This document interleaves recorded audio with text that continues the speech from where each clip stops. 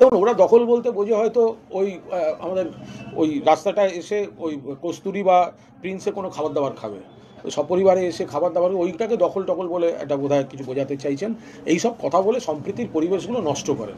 এই ধরনের কথাবার্তা মানে সোশ্যাল মিডিয়াতেই দেখুন ব্যাপারটা খিল্লি হচ্ছে। আমরা কি উত্তর দেবো, আর কেন উত্তর দেবো? কারণ মনে হলো কলকাতা দখল করবো, আর এটা ইয়ার কি হচ্ছে এসব কথাবার্তা বলে? একটা শান্তির পরিবেশটাকে সেটা সেটাকে এই ধরনের প্ররোচনামূলক কথা বলা কী হয়? সোশ্যাল মিডিয়া এটা এলে এবার এখানকার কিছু লোকও তার তো উত্তর দেবে। তো এইগুলো করে কী লাভ আছে?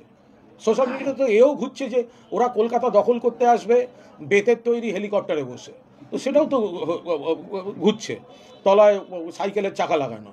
তো এখন এই ধরনের কথাগুলোর কোনো উত্তর হয় না। আর আমরা চাই এই উত্তেজনাটা প্রশমন, খারাপ ঘটনা কাটুক, তার মধ্যে এইসব দায়িত্বজ্ঞানহীন মন্তব্য।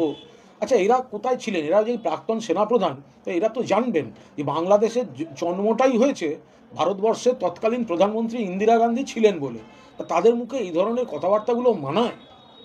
ইসকনের যারা রয়েছেন বাংলাদেশে তাদেরকে হত্যা করা হবে, মৌলবাদীরা এরকম হুমকি দিচ্ছেন, এই ভিডিও তার কাছে আছে বলে জানিয়েছেন আমাদের ইসকনের এখানের প্রধান রাধারমণ দাস। দেখুন, আমরা তো বারবার বলছি যে ধরনের ঘটনাগুলো আসছে এটা অত্যন্ত উদ্বেগজনক। কেন থামানো হচ্ছে না? থামানোর এখতিয়ারটা তো কেন্দ্রীয় সরকারের। মুখ্যমন্ত্রী বারবার বলছেন এটা নিয়ে আমরা বলতেও পারি না, করতেও পারি না। করবো কি? ওটা অন্য দেশ। তো করার কথা হচ্ছে ভারত সরকারের। সেখানে নরেন্দ্র মোদীর সরকার চুপ করে বসে আছে, পার্লামেন্টে বক্তৃতায় বিবৃতি দেন না, তারা বাংলাদেশ নিয়ে কোনো কড়া অবস্থান নেই। কালকে বিদেশ সচিব যাবেন। এখন কি হচ্ছে, কি বাড়তেছেন, ঘটনা ঘটতেই থাকছে। অবিলম্বে এটা ব্যবস্থা নেওয়া উচিত। না হলে ওই দেশে হিন্দুরা মার খাচ্ছেন, আর এই এসে সেইটা দেখিয়ে হিন্দুদের নিয়ে ভোট মার্কেটিং করছে বিজেপি। এটা তো ঠিক হচ্ছে না।